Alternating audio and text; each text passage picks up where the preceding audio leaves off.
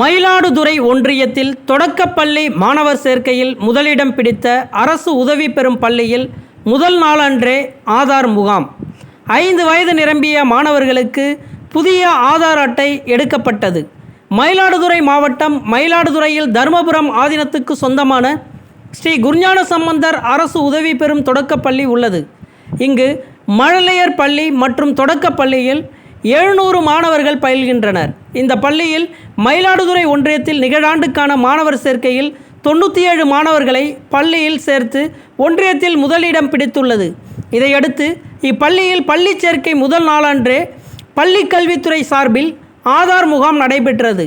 5 வயது நிரம்பிய மாணவர்களது கைரேகை மற்றும் கண் கருவிழி பதிவு செய்து புகைப்படம் எடுத்து ஆதார் சேர்க்கை நடைபெற்றது. பள்ளி தலைமை ஆசிரியர் வெங்கடேசன் தலைமையில் நடைபெற்ற இந்த முகாமை வட்டார கல்வி அலுவலர்கள் சோமா, அண்ணா, உமா ஆகியோர் குத்துவிளக்கு ஏற்றி தொடக்கி வைத்தனர். இதில் ஏராளமான மாணவர்களுக்கு புதிய ஆதார் அட்டை எடுக்கப்பட்டது. தொடர்ந்து பள்ளி முதல் நாள் அன்றே மாணவர்களுக்கான பாடப்புத்தகங்களை வட்டார கல்வி அலுவலர்கள் வழங்கினார்.